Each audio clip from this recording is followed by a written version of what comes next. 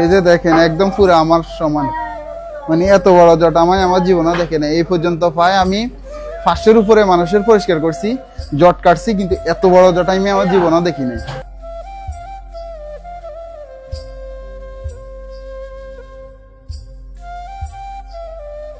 আসসালামু আলাইকুম মা, ভালো আছেন?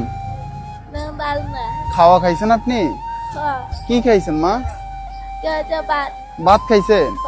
পেটে তো কিছু নাই, এই যে শরীর নোংরা হয়ে গেছে, জামা কাপড় গুলা ছিঁড়ে গেছে, এগুলা পরিষ্কার করা দরকার না মা?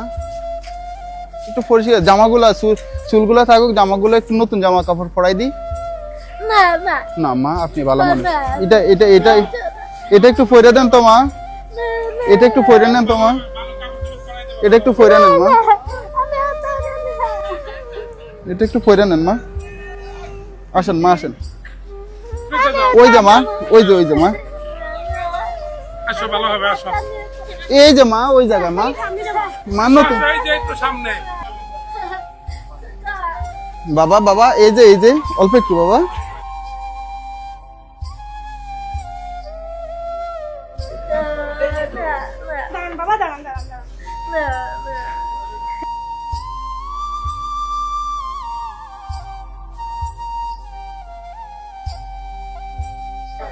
বসেন, হাঁটা ধর, হাঁটা ধর, হাঁটা ধর, হাঁটা ধর।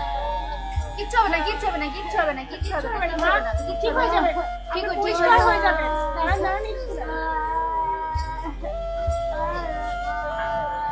ভালো লাগবে, একটু করে ভালো লাগবে।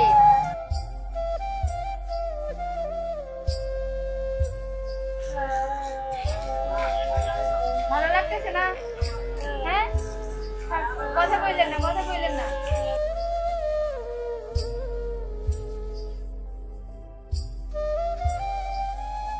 এই যে দেখেন একদম পুরো আমার সমান, মানে এত বড় জট আমি আমার জীবনে দেখে না। এই পর্যন্ত পাই আমি 500-এর উপরে মানুষের পরিষ্কার করছি, জট কাটছি, কিন্তু এত বড় জট আমি আমার জীবনে দেখি নাই। এগুলো মূলত হয়েছে গোসল না করে। আপনারা অনেকে কুসংস্কার মনে করেন, বিষয়টা আসলে এমন না। ওনারা পাগল মানুষ, ওনাদের জন্য ধর্মকর্ম তো বলতে কিছুই নেই। উলঙ্গ অবস্থা পড়ে থাকে, অপরিষ্কার থাকতে থাকতে ওনাদের এই অবস্থা হয়েছে।